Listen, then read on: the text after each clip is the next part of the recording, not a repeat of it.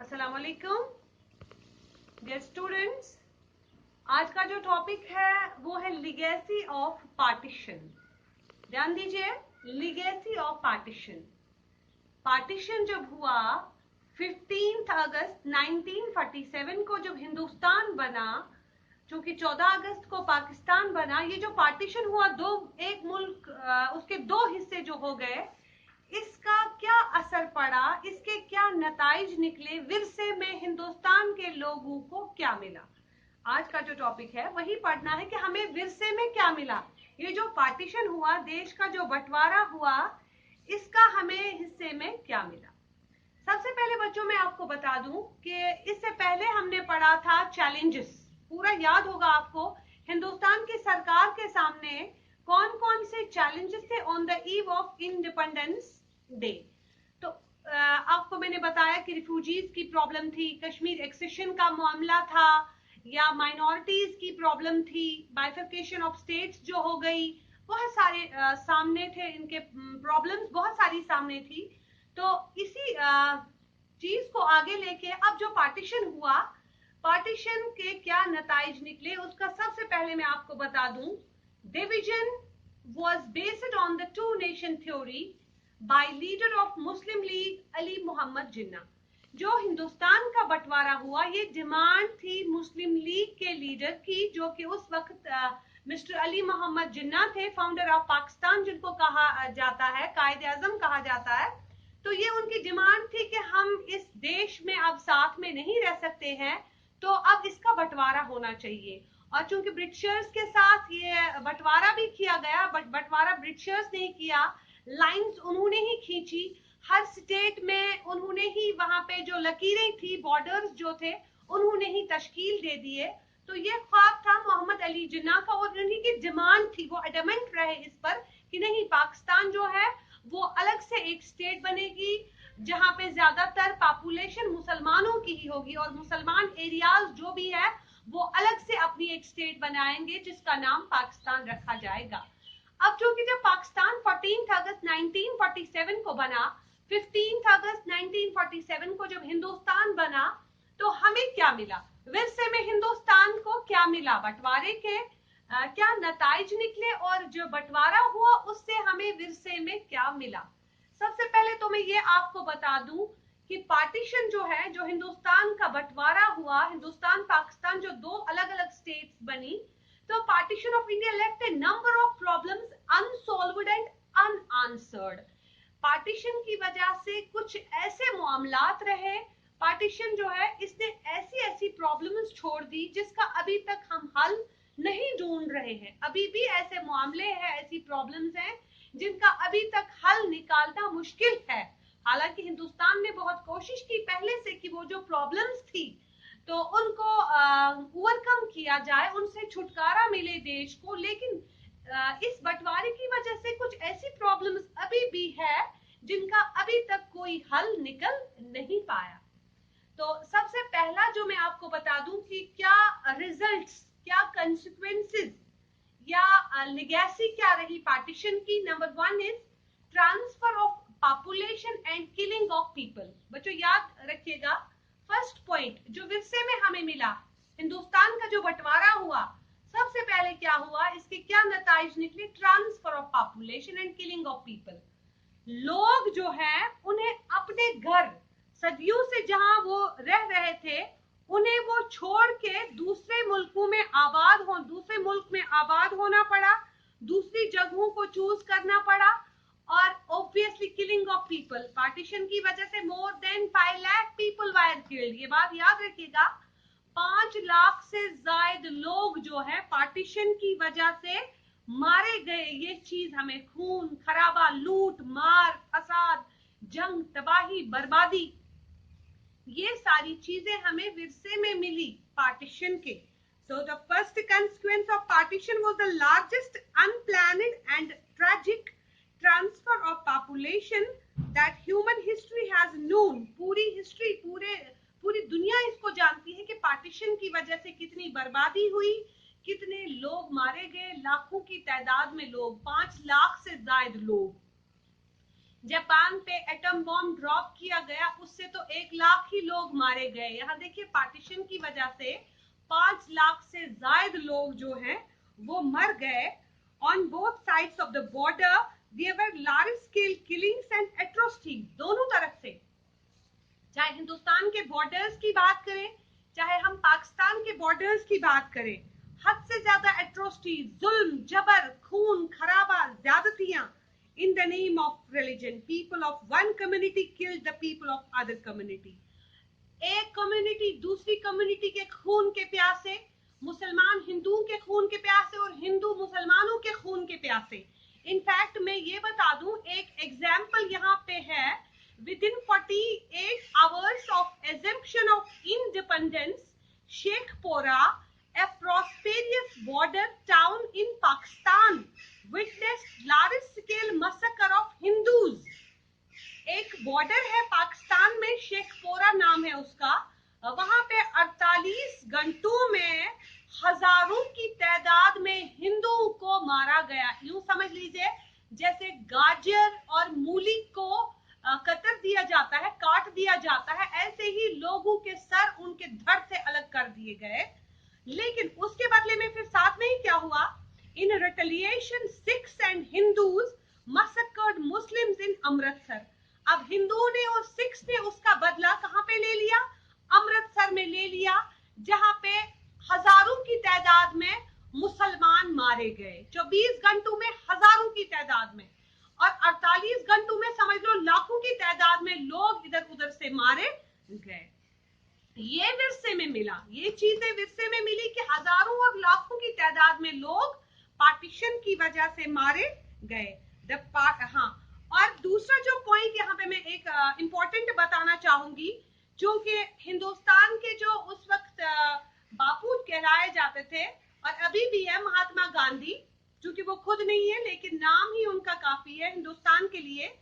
तो गांधी जो है वो ये पार्टीशन में ये तबाही जो हो रही थी, कम्युनल वायलेंस से जो मसक्कर हो रहे थे, ये जो कत्ले आम हो रहा था, तो उनसे बर्दाश्त नहीं हुआ। In fact he went on a fast to death to restore communal harmony and to protect the life of Muslims. उसने कहा कि नहीं, ये जो हमारे मुस्लिम बरादर है, मुसलमान लोग जो है, जो माइनॉरिटी में रह रहे हैं, हमें इनके साथ ऐसा करना नहीं चाहिए। और उन्होंने क्या किया, उन्होंने कहा कि मैं तब तक मुझ पर दाना पानी हराम है जब तक न ये कम्युनल वायलेंस खत्म हो जाए। लेकिन अनफॉर्चुनेटली क्या हो जाता है कि फिर कुछ हिंदू फैंटेसीज की वजह से जो है दे किल्ड महात्मा गांधी। तो वो अलग एक इशू है। मसला ये है कि यहाँ पे महात्मा गांधी भी ये कम्युनल वायलेंस देख के बहुत ही ज्यादा खफा थे।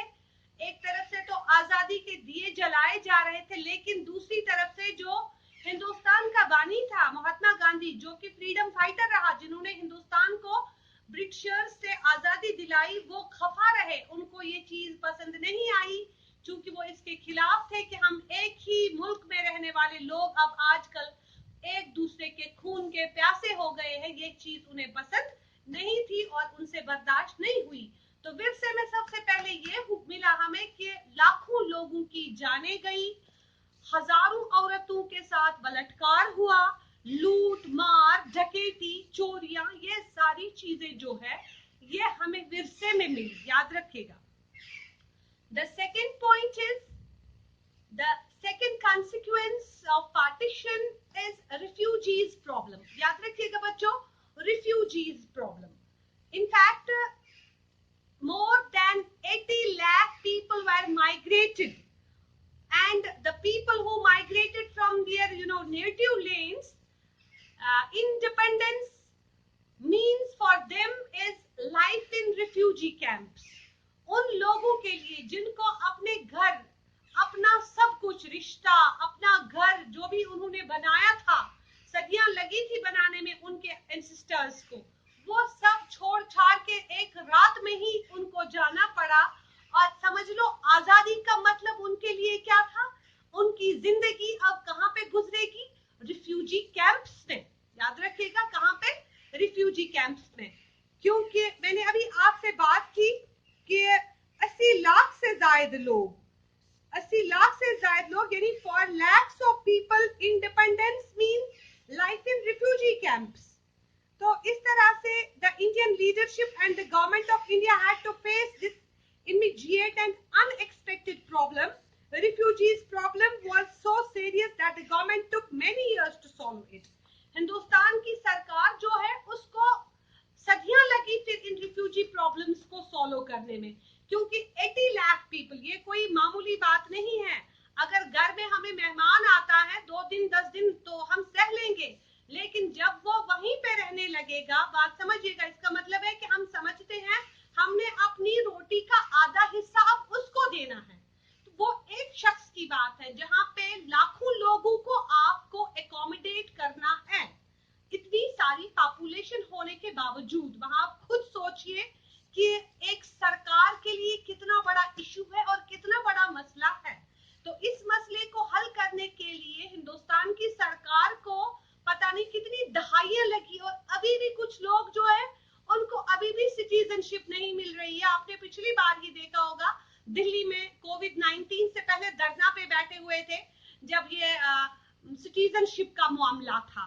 तो इस तरह से यहाँ पे मैंने अभी बात आपसे की कि रिफ्यूजीज के लिए जो थे रिफ्यूजी प्रॉब्लम, यानी 80 लाख से ज्यादा लोगों को आपको एकोमोडेट करना है, ये भी एक बहुत बड़ा मसला है। किसके लिए था? भी हिंदुस्तान की सरकार के लिए। तो third one was division of properties and financial assets. ध्यान दीजिएगा बच्चों, division of properties and financial assets. अब जो बंटवारा हुआ, यहाँ पे बंटवारा खाली देश का ही नहीं हुआ, बंटवारा खाली रियासतों का ही नहीं हुआ कि किस मुल्क को कौन सी रियासत हिस्से में आई, बल्कि यहाँ पे बंटवारा जो है वो साथ साथ में चीजों का भी हुआ, प्रॉपर्टी का भी हुआ। In fact partition was not merely a division of properties, liabilities, political and administrative approach. It even included division of financial assets and equipments like tables, chairs, typewriters, paper clips, musical instruments, etc. Employees of government and railways were also divided. बात याद रखिएगा, हर एक चीज का बंटवारा हुआ, financial assets का बंटवारा हुआ, इनफैक्ट यहाँ तक चेयर टेबल तक का बंटवारा हुआ। और उतना ही नहीं, उसके साथ साथ जो मुलाजमीन थे, एम्प्लॉइज जो गवर्नमेंट के थे या रेलवे डिपार्टमेंट के जो एम्प्लॉइज थे, दे वर आल्सो डिवाइडेड, उनको भी तकसीम किया गया। अब जब लोगों तक को तकसीम किया गया, बात याद रखिएगा, जब आपने लोगों तक को तकसीम किया, उनके लिए पार्टीशन क्या माने रखता है, उनके लिए आजादी क्या माने रखती है। They have recalled the trauma of partition through the survivor of partition called as division of hearts. ये जो पार्टीशन था ये खाली स्टेट्स का ही बंटवारा नहीं था, फाइनेंशियल एसेट्स का बंटवारा ही नहीं था, एम्प्लॉइज का बंटवारा ही नहीं था, बल्कि ये बंटवारा हुआ था दिलों का। याद रखिएगा, यहाँ दिलों तक का बंटवारा हुआ था, क्योंकि जिसका दिल पाकिस्तान में धड़क रहा था अब उसको हिंदुस्तान में रहना था, जिसका दिल हिंदुस्तान में धड़क रहा था अब उसको पाकिस्तान में रहना था। तो ये एक ट्रॉमा था, ये कोई मामूली बात नहीं है, ट्रेजेडी है। पूरी हिस्ट्री गवाह है इस बात की कि जब पार्टीशन हुआ, लकीरें ऐसी ऐसी खींची कि माँ जो है वो ऊपर बैठी है पहाड़ के टीले पे, क्योंकि कहते हैं कि अब ये पाकिस्तान के हिस्से में आ गया है। इससे थोड़ा नीचे वाला जो हिस्सा है वहां दूसरा बेटा रह रहा है, कहते हैं कि नहीं अब ये उसके पास नहीं जा सकता, लकीर खींची है, अब ये हिंदुस्तान में रहेगा। यहाँ सोचिए आप, ये ट्रॉमा है पूरी ह्यूमन बीइंग्स के लिए, पूरे मैनकाइंड के लिए, ट्रेजेडी है पूरे मैनकाइंड के लिए कि बंटवारा जो हुआ ये दिलों तक का बंटवारा हुआ। Then after another big problem of partition was problem of minorities. Problem of minorities. बच्चों याद रखिएगा कि माइनॉरिटी में जो रहने वाले लोग होते हैं वो हमेशा थ्रेट में रहते हैं, क्योंकि हिस्ट्री गवाह है इस बात की कि जहां पे भी मेजॉरिटी जिन लोगों की होती है वो डोमिनेट करते हैं उनको। तो इस तरह से जब हिंदुस्तान की हम बात करेंगे, जब बंटवारा हुआ तो ऑब्वियसली यहाँ पे मेजॉरिटी हिंदूज की रही और है भी, और उस वक्त जो पॉपुलेशन मुसलमानों की थी हिंदुस्तान में टोटल 12% थी। कितनी? टोटल 12% पॉपुलेशन थी। और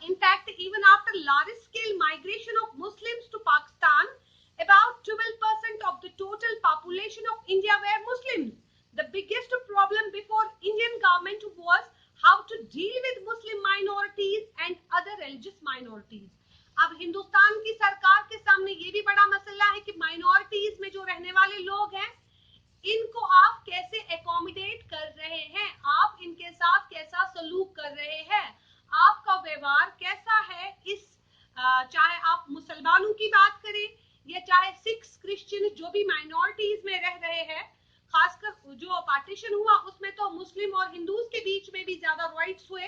तो इस तरह से प्रॉब्लम जो थी माइनॉरिटीज की, ये भी समझ लो एक बहुत बड़ी प्रॉब्लम थी कि इतने सारे जो 12% मुस्लिम्स हैं जो हिंदुस्तान में रह रहे हैं, तो इनके साथ कैसा सलूक किया जाएगा, ये लोग किस तरह से अपनी जिंदगी गुजार सकेंगे।